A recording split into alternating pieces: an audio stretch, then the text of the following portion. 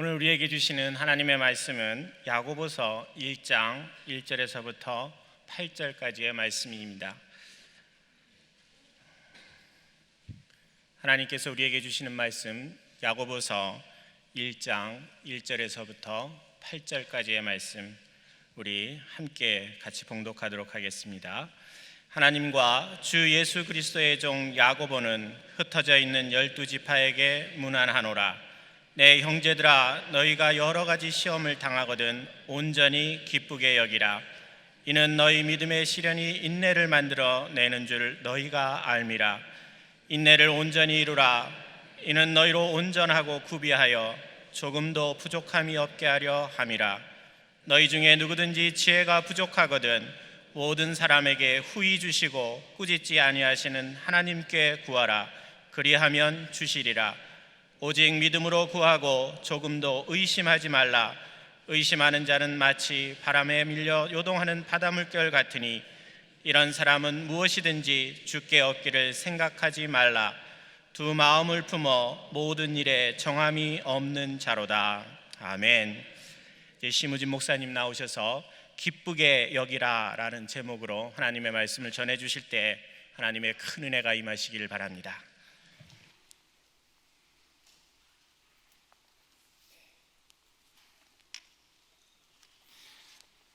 할렐루야. 아멘. 오늘 하나님께서 또 귀한 은혜 주시리라 믿습니다. 비전 예배도 한번 인사하도록 하시겠습니다. 할렐루야. 예, 사랑합니다. 축복합니다. 잘 오셨습니다. 여러분, 예전에 어떤 할아버지와 손자가 있었습니다. 근데 할아버지가 손자에게 그렇게 얘기하는 겁니다. 야, 오늘 도끼 자루로 쓸 나무를 좀 먼저 하러 산에 가자. 이렇게 이야기를 하는 겁니다. 여러분, 예전에는 이제 집집마다 다 도끼가 있었습니다.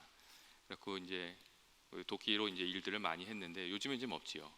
제가 도끼를 사러 갔더니 요즘에는 홈디포에서 파는 도끼가 이 자루가 플라스틱이더라고요. 근데 예전에는 그 도끼 자루가 다 나무였습니다. 그리고 아무 나무나 아니고 좀 단단한 나무들, 좀 힘을 받을 만한 그런 나무로 도끼 자루를 했습니다. 할아버지가 도끼자루 쓸 나무 구하러 가자고 이렇게 손자에게 얘기를 한 겁니다. 손자하고 이렇게 산 올라갔는데 손자가 좀 괜찮은 나무가 있으면 이제 할아버지한테 이제 추천을 했어요. 할아버지, 저 나무 어떠세요? 그러면 다 고개를 흔드시는 거예요. 또 가다가 저 나무는 좀 어떠세요? 근데 아니다 그러시고 또 가시는 거예요. 그래서 자꾸 산을 꼭대기로 올라가시는 거예요. 거의 정상에 올라갔을 때 갑자기 할아버지가 나무를 탁 가리키면서 야, 저 나무를 해가자 이렇게 얘기를 하시는 거예요. 근데 손자가 딱 보니까 그 나무가 아까 봤던 나무하고 똑같은 나무인 거예요. 그래서 할아버지한테 그렇게 얘기했어요. 할아버지, 이 나무는 아까 저 산 밑에도 있었던 나무인데 왜 이 나무를 하러 여기까지 올라옵니까? 그런 이야기를 좀 했어요. 그랬더니 할아버지 하시는 말씀이 이렇답니다. 나무라고 다 똑같은 나무가 아니다. 비바람을 많이 맞고 자라지 않은 나무는 쓸모가 없다. 그렇게 이야기를 하시더래요. 비바람을 좀 맞고 이게 거칠게 자라야 그 안에까지 아주 단단한 꽉 찬 나무가 된다. 그런 나무야라만 도끼자루로 쓸 수 있다. 그런 이야기를 하셨답니다. 여러분은 좀 어떻게 생각하십니까? 사람도 좀 그런 면이 있지 않습니까? 시련을 겪는 일을 우리가 이렇게 반기지 않는 일입니다. 그리고 또 그 일을 겪는다는 것은 어려운 일입니다. 하지만 우리 인생에 좀 때때로 시련이 필요하다는 것 우리가 잘 알고 있고, 또 시련이 우리들을 성장으로 이끈다는 것도 우리가 잘 알고 있습니다. 어려운 일이 있을 때 그것을 어떻게 극복했는가에 따라서 그 사람의 인생의 깊이가 달라진다는 것도 우리가 잘 알고 있습니다. 시련이 우리들에게 주는 그 의미가 있는 것입니다. 특별히 여러분, 오늘 성경의 말씀은 이 성도의 삶에 있는 시련의 문제에 대해서 이야기하고 있고, 또 시련을 어떻게 감당해야 되는지 우리들에게 말해주고 있습니다. 오늘 성경 말씀은 예수님의 동생으로 이 예루살렘 교회의 리더였던 야고보가 써보낸 편지입니다. 이 야고보가 로마 점령제에게 흩어져서 살아가고 있던 기독교인들에게 편지를 썼습니다. 예루살렘에 그 신앙의 박해가 찾아왔을 때 많은 그리스도인들이 이 로마의 점령지로, 이 소아시아 지방으로 이렇게 흩어져서 신앙을 지키기 위해서, 또 생명을 지키기 위해서 이렇게 예루살렘을 떠나갔습니다. 그리고 그곳에서 정착하고자 애를 썼는데 사실 그곳에서 정착하는 일들이 그렇게 쉽지만은 않았습니다. 여러분, 우리가 이민자의 삶을 살아가는 우리들은 그런 점들을 좀 잘 알지 않습니까? 자기 고향 땅을 떠나서 정말 낯선 문화 속으로 들어가서 살아간다는 게, 그곳에서 정착한다는 것이 쉽지 않다는 것을 잘 알고 있습니다. 이 고국을 떠났던 이들이 겪었던 일들이 그런 부분들이 있었습니다.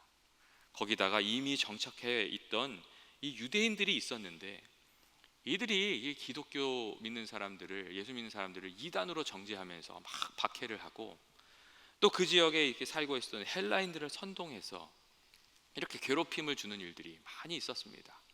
그래서 그 고난 가운데, 어려운 가운데 또 흔들리는 이들도 많이 있었습니다. 그런 이들이 있다는 이야기를 듣고, 이 당대의 신앙의 리더였고 또 예루살렘이 핍박이 이렇게 찾아왔을 때 죽음을 각오하고 그 자리를 지켜서 리더십을 인정받았던 이 야고보가 이 소아시아 지역에 흩어져 있던 유대 기독교인들에게 편지를 보내서 권면하는 말씀이 오늘 말씀입니다. 그리고 그 권면의 내용이 뭐냐면, 시험이 찾아왔을 때 기쁨으로 감당하라는 그런 메시지였습니다. 내 형제들아, 너희가 여러 가지 시험을 당하거든 온전히 기쁘게 여기라. 이는 너희 믿음의 시련이 인내를 만들어내는 줄 압니다. 야고보가 인생의 시련이 왔을 때 그것을 기쁨으로 감당하라고 그렇게 이야기를 했습니다. 근데 야고보가 여기서 기쁨으로 감당하라고 할 때 이 기쁨은 우리의 그냥 감정이나 기분을 얘기하는 것이 아닙니다. 이것은 삶의 태도와 관점을 의미하고 또 긍정적인 자세로 어려움이 왔을 때 그것을 응답해 나아가라는 그런 이야기였습니다. 또 온전히 기쁘게 여기라는 말이 있는데, 여기서 온전이란 단어는 everything이라는 그 단어, 그 의미를 가지고 있는 단어입니다. 이 헬라어 파스라는 단어인데, 여기에는 everything, 모든 일을, 어떤 일이 찾아오든 그것을 긍정적으로 기뻐하는 마음으로 포지티브하게 응답하라는 그런 의미가 있습니다. 그리고 야고보가 이렇게 성도들에게 권면했던 이유는 그가 하나님께서 성도의 삶을 든든히 붙들고 계시다는 것과 하나님께서 때로 불같은 시련을 통해서 성도의 삶을 온전하게 하신다는 것을 아주 확실하게 알고 있었기 때문이었습니다. 야고보가 시험을 이기고 믿음을 지키는 것, 온전함에 이르게 되는 것을 이렇게 쉽게 생각하지 않았습니다. 그들이 살아가고 있는 현실이 너무나도 어렵다는 것을 야고보가 잘 알고 있었기 때문입니다. 그래서 야고보는 고난을 기쁨으로 감당하라 하는 말과 함께 인내를 온전히 이루라는 말도 권면의 이야기로 해주고 있습니다. 또한 부족함이 있으면 주님께 간구하며 믿음으로 이겨내라고 그렇게 권면했습니다. 이 모든 권면은 야고보가 시련보다 그 시련을 극복함으로 얻게 될 유익이 더 크다는 것을 아주 확실히 알고 있었기 때문입니다. 하나님께서 고난을 통해서 우리들의 삶을 움직이시고 고난을 통해서 귀한 일을 이루시는 것을 그가 잘 알고 있었기 때문입니다. 교우 여러분, 하나님께서 시련을 통해서 우리들의 삶에 어떠한 일들을 이루십니까? 하나님께서는 고난과 시련을 통해서 우리 자신이 누구인지, 또 우리 삶의 모습이 무엇인지 그 진실을 가르쳐 주시고, 바로 그곳에서, 그 자리에서, 그 진실에서부터 우리가 온전함으로 나가게 하십니다. 여러분, 평온한 시절에 우리가 우리 자신에 대한 진면목을 알기가 그리 쉽지가 않습니다. 이게 평온한 시절에는 모든 것이 다 좋아 보입니다. 그런데 어려운 시절이 찾아오면 그 진면목이 나타나는 것입니다. 성격이 나타나고 능력이 나타나고 신앙의 깊이가 나타납니다. 흙탕물과 깨끗한 물이 가만히 있을 때는 차이가 없습니다. 이렇게 볼 때 어느 것이 깨끗한 물인지 어떤 것이 흙탕물인지 별 차이가 없습니다. 그런데 깨끗한 물은 아무리 흔들어도 변함이 없습니다. 그런데 흙탕물은 어떻습니까? 흙탕물은 한번 흔들고 나면 그 안에 무엇이 있는지 아주 분명하게 드러나게 됩니다. 그 실체가 드러난다는 것입니다. 좋은 사람인지 알았는데 어려움을 당하니 갑자기 얼굴색이 변하면서 험한 일을 해대는 것을 보고 여러분 깜짝 놀란 적이 없습니까? 아직 그분은 준비되지 않은 분이셨던 겁니다. 아니 나 자신이 그런 사람인 것을 발견하면서 스스로 놀라게 되는 그런 때는 여러분 없으십니까? 여러분, 스스로 부끄러워진 때가 종종 있습니다. 내가 아직 준비되지 못한 부분, 그런 부분들을 하나님께서 이렇게 좀 드러나게 하시는 그런 때들이 있습니다. 그곳에부터 나를 겸손하게 하시고 나를 성장하게 하시고 또 내 능력을 의지하면서 이렇게 살아가는 것이 아니라 하나님 의지하면서 살아가게끔 하나님이 그렇게 하시는 때가 있다는 겁니다. 제가 요즘 사실은 한 몇 주 동안 허리가 다쳐가지고 좀 고생을 했는데 기도해 주셔서 너무 감사합니다. 지금 진짜 많이 낫습니다. 그래서 요즘은 춤도 출 수 있을 것 같습니다.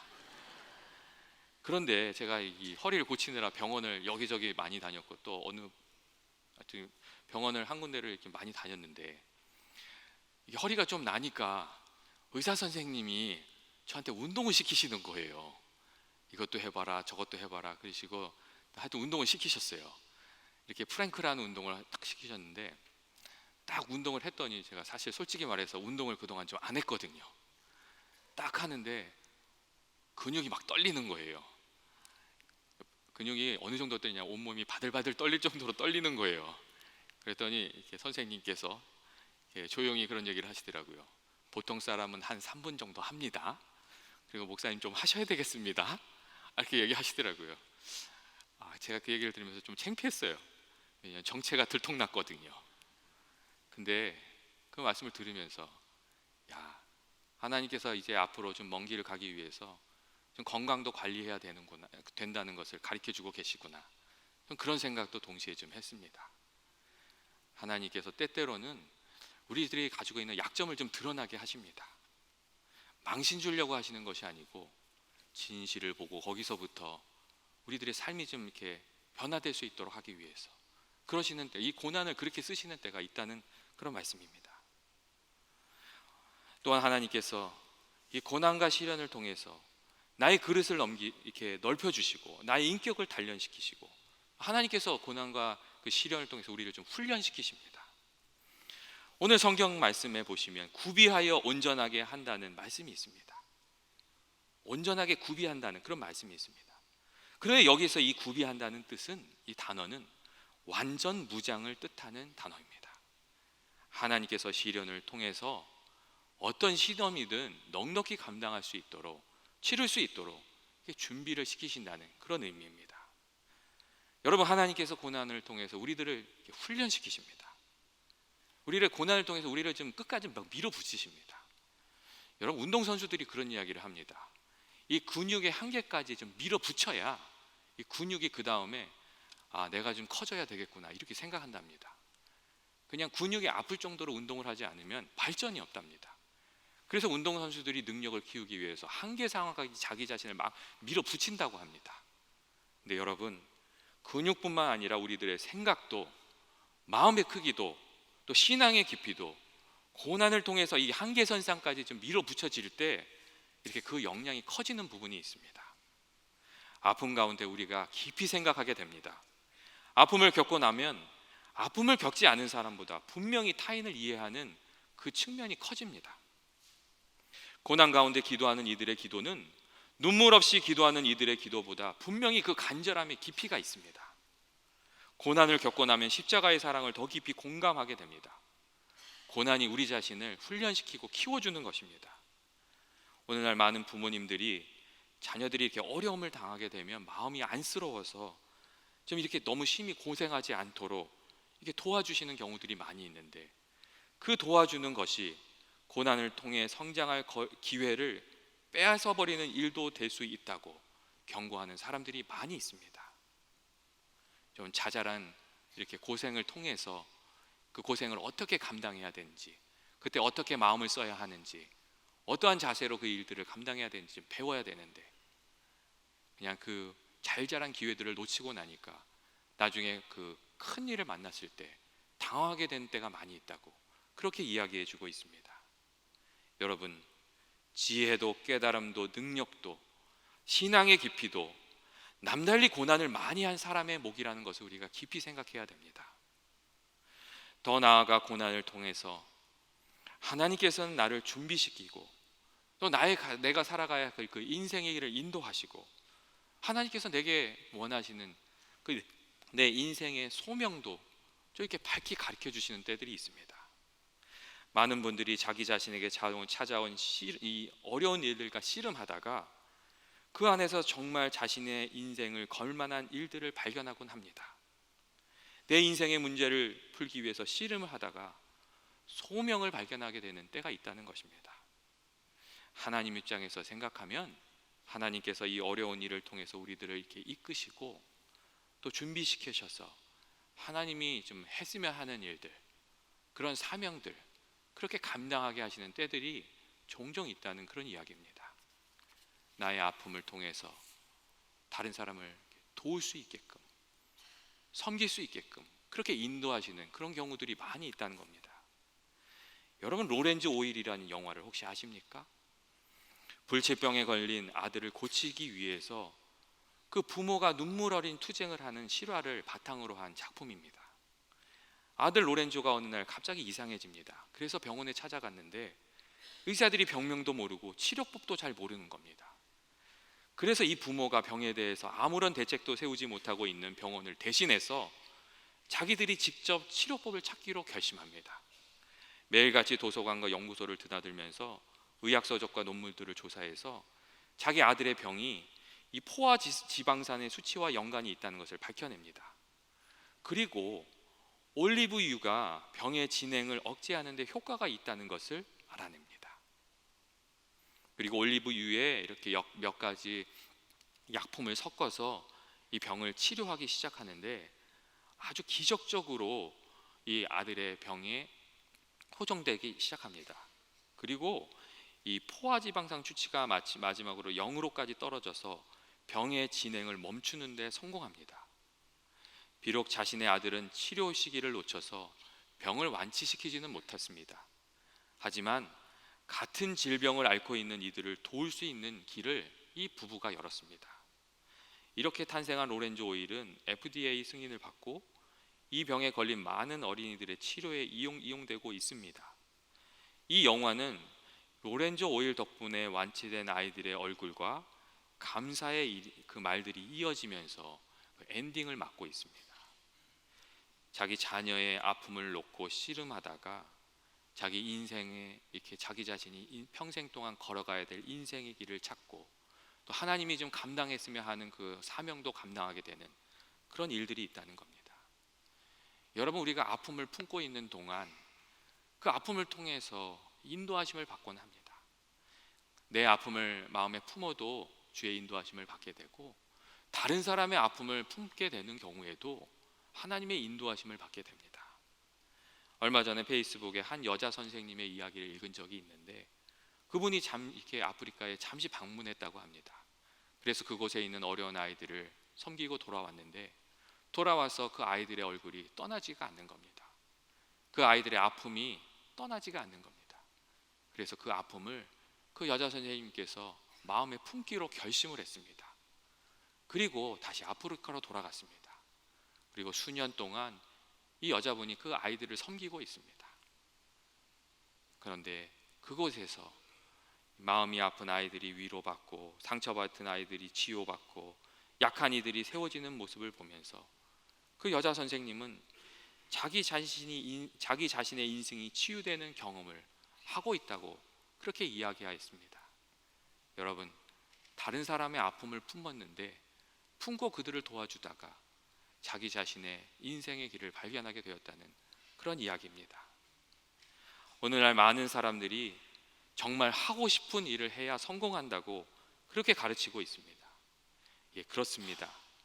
내 마음을 뛰게 만드는 일에 몰입해야 그곳에서 창의성도 나오고 의욕도 나오고 성취감도 나옵니다. 그 안에서 기쁨도 나옵니다. 그런데 내가 하고 싶은 일이 꼭 편하고 즐겁고 좋아 보이는 것, 그런 것들, 사람들이 좀 이렇게 인정해 줄 만한 것, 그런 것들만 이야기하는 것은 아닙니다. 우리의 가슴 뛰게 하는 일들, 우리의 마음을 찡하게 하는 것들, 그런 것들이 정말 우리가 하고 싶은 일, 그 일들이고, 그리고 이런 일들은 때때로 우리가 고난을 가지고 씨름하는 그 과정 가운데서 우리가 발견하게 됩니다. 고난과 씨름하는 과정 중에 아픔이 변해서 기쁨이 되고, 슬픔이 변해서 이렇게 기쁨이 되고, 또 엉클어진 일들이 이렇게 하나씩 해결되면서 이 사람들이 기뻐하시는 모습을 보면서 찾아내는 감동이 있습니다. 이렇게 그런 일들을 통해서 가슴이 뛰게 되는 경우가 있습니다. 여러분, 이 고난을 통해서 정말 내가 한번 해봤으면 하는 일, 그런 일들 발견하는 때도 많이 있다는 것입니다. 사실 성공하는 사람들에게는 그런 스토리들이 좀 있습니다. 인생의 문제를 놓고 고민하면서 좀 씨름했던, 그리고 이제 거기서 좀 이렇게 시간을 많이 보냈던 그런 스토리들이 있습니다. 여러분, 그 스토리들이 그의 인생의 길이었던 것입니다. 어차피 인생의 시험은 피할 수 없고, 아픔을 대하는 우리의 자세가 언제나 중요합니다. 문제를 회피하는 방식으로 어려움이 찾아올 때마다 대응하는 분들도 있습니다. 어떤 분들은 책임을 다른 사람에게 전가하고 원망합니다. 또 어떤 분들은 해보지도 않고 부정적인 태도로 자신에게 찾아오는 일에 눌려서 비관적인 태도로 일하시는 분들도 있습니다. 반면에 높은 파도가 밀려올 때에 서핑보드를 챙겨 들고 가장 높은 파도를 향해서 달려가는 그런 분들도 있습니다. 성도된 우리들은 어떻게 어려움이 찾아올 때 그것을 감당해야 되는가? 오늘 야고보 사도는 우리에게 어려움이 찾아온다면, 시험이 찾아온다면 그것을 기뻐하는 마음으로 용기를 내서 감당하라고 그렇게 이야기하고 있습니다. 여러분, 우리가 어떻게 고난이 찾아올 때 기쁨으로 감당할 수 있습니까? 여러분, 그것도 좀 생각을 해둬야 됩니다. 여러분, 우리가 시험이 찾아올 때 기쁨으로 감당할 수 있는 첫 번째 비결은 이 시험을 혼자서 이렇게 씨름하는 것이 아니라 함께 이렇게 대응해 나가는 것입니다. 여러분, 함께 시험에 대응할 때 고난을 좀 즐거운 마음으로 감당할 수 있습니다. 성경이 늘 가르쳐주는 전략은 혼자 싸우지 말고 함께 싸우라는 것입니다. 여러분, 세상 사람들도 혼자는 약하고 다수면 강하다는 것을 압니다. 그래서 합종연행이라는 말도 있지 않습니까? 힘을 모은다는 것입니다. 그런데 어려움이 찾아올 때 혼자 되려고 하는 것은 정말 좋지 않은 전략입니다. 하나님 앞에 나가서 조용히 홀로 자신을 돌아보면서 기도하는 시간은 분명히 필요합니다. 하지만 어려움을 이겨내기 위해서는 우리가 힘을 모아야 되고, 도움을 주고 또 도움을 받는 일, 함께 일하는 일, 신앙의 공동체가 우리에게 늘 필요합니다. 그래서 여러분, 우리가 평상시에 좋은 신앙의 공동체, 좋은 동역을 만드는 일에 좀 에너지를 쏟아야 됩니다. 주님이 말씀하시는 사랑의 공동체, 위로의 공동체, 격려의 공동체를 만들어야 됩니다. 그리고 누구나 교회에 와서 위로를 받았다는 그런 이야기를 나눌 수 있도록 우리가 우리들의 모임들을 만들어 가야 됩니다. 우리들이 친해지면 허물이 없어져 가지고 이런저런 얘기 많이 할 수 있습니다. 그런데 그런 이야기를 다 나눌 수 있지만, 특별히 우리는 이 좀 인생의 의미를 좀 나누고, 삶의 이야기를 나누고, 위로를 나누고, 격려를 나누고, 기도를 나누고, 그런 것들을 좀 다뤄야 됩니다. 우리가 이런 것들을 다루지 않고 그냥 흘러가는 이야기들을 자꾸 다루게 되면, 그런 얘기들도 다룰 수 있지만 모이고 나서 다시 돌아왔을 때, 집에 돌아갔을 때 마음이 공허해집니다. 그리고 그런 일들을 잔뜩 나누고 나면 정말 우리가 성도로서 교제하면서 나눠야 될 일들을 나눌 수가 없습니다. 우리가 정말 위로를 나누고, 기도를 나누고, 사랑을 나누고, 마음을 나누고, 그런 것들을 나눠야 되는데 그런 것들을 나누지 못하게 되는 어려움이 있다는 것입니다. 그래서 우리가 성도로 모일 때는 정말 좀 성도답게 만나고, 그런 좀 하나님 기뻐하시는 일들을 좀 이렇게 집중적으로 이렇게 나눠야 됩니다. 둘째로, 우리가 고난 가운데 기쁨으로 이렇게 감당하려면 주의 성령의 충만에 있어야 됩니다. 여러분, 성도의 삶 가운데 성령 충만 이외에 방법이 없습니다. 우리가 우리 힘으로 하려고 하면 감당할 수가 없는 겁니다. 그래서 말씀에 충만해야 되고, 기도에 충만해야 되고, 또 성령에 충만해야 됩니다. 그래서 오늘 성경에 보면 야고보가 부족한 점이 있으면 하나님께 간구하라고, 넉넉히 주시는 그분을 믿고 좀 간구하라고 이런 겉면의 이야기를 하고 있습니다. 또한 예수님께서는 누구든지 목마르거든 내게로 와서 마셔라. 그 안에서 생수가 솟아날 것이다. 그렇게 약수의 말씀을 주셨습니다. 그리고 여러분, 우리가 이렇게 고난이 찾아왔을 때 하나님을 붙들고 하나님을 의지하고 이렇게 나아가면 우리 정말 힘이 떨어지고 이렇게 쓰러질 것 같을 때 하나님께서 위로를 주시고 그때 다시 이렇게 일어날 수 있도록 사람도 보내주시고 힘을 더해 주십니다. 여러분, 정인수 목사님 장례 마치고 그날 수요 예배 때 우리 교회에 그 임신 중에 알 수 없는 급성 바이러스에 걸려서 그 폐혈증으로 이렇게 감염이 돼서 손과 다리를 다 자르고 이게 장애인이 되셨는데 정말 이렇게 아름답게 살아가고 있는 김신혜 사모님이 와서 우리 교회에 와서 이렇게 간증을 하셨습니다. 그때 그분이 어떤 얘기를 했냐면 그 이야기가 참 인상적이었는데 그분이 장애인이 된 다음에 사람들 앞에 나서는 게 정말 두려웠다고 합니다.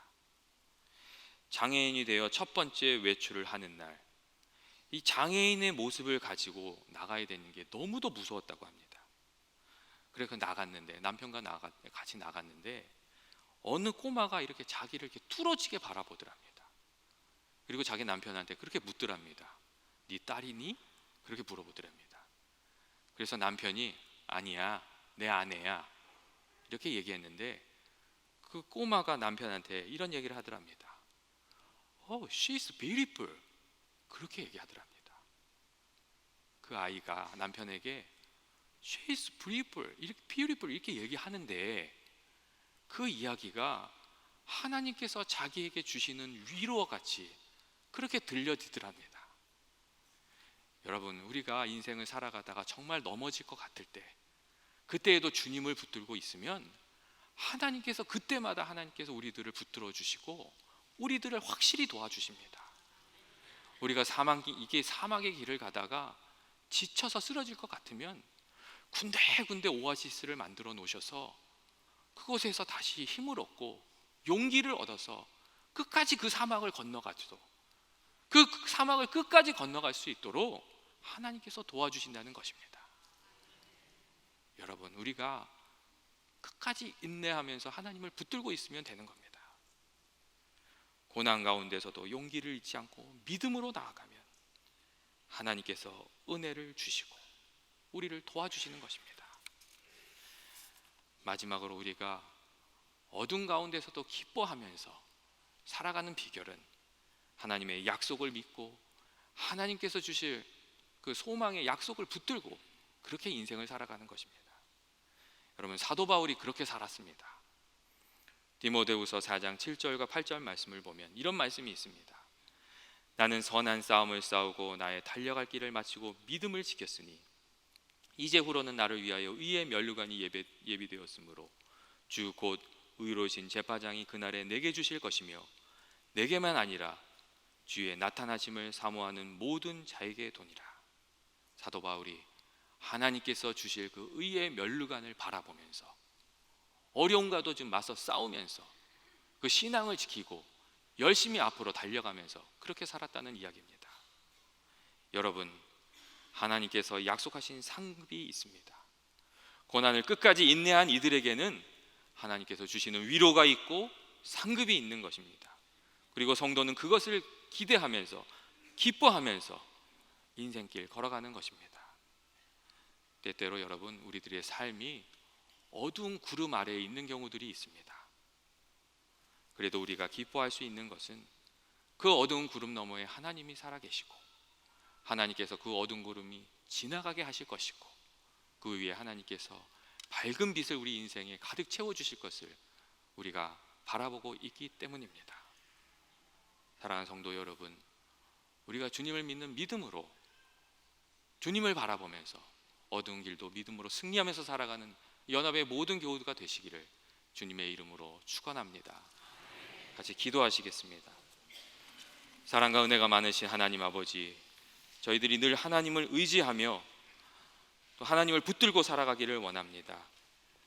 고난 가운데 소망을 저희들 붙들게 하여 주시고 말씀을 붙들게 하여 주시고 주여 우리들의 삶의 자리에 주의 귀한 은혜를 베풀어 주시옵소서.